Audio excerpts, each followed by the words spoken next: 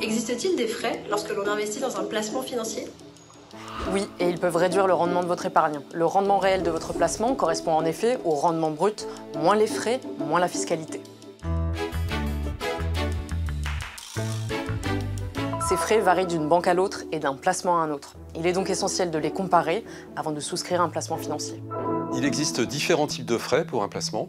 Les frais ponctuels, comme les frais d'entrée, de sortie, de versement ou de courtage.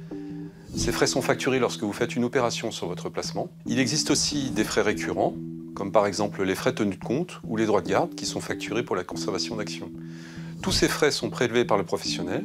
Ils peuvent être forfaitaires ou proportionnels aux sommes investies. Pour les identifier, lisez attentivement la documentation remise par votre conseiller, comme le document d'information clé, le DIC pour les fonds, mais aussi les brochures tarifaires des banques et des courtiers en ligne.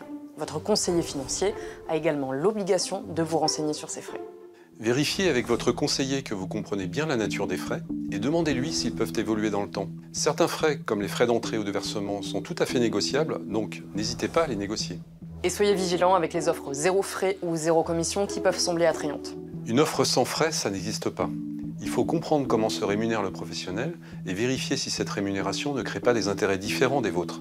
Si vous optez pour une offre zéro commission, vérifiez que les conditions correspondent bien à votre besoin. Sachez aussi que d'autres types de frais peuvent être prélevés, comme par exemple les frais de retrait. Voilà, vous savez tout, ou presque tout. Pour plus d'informations, rendez-vous sur le site internet inc-conso.fr et bien sûr, à très vite pour un nouveau Consomag.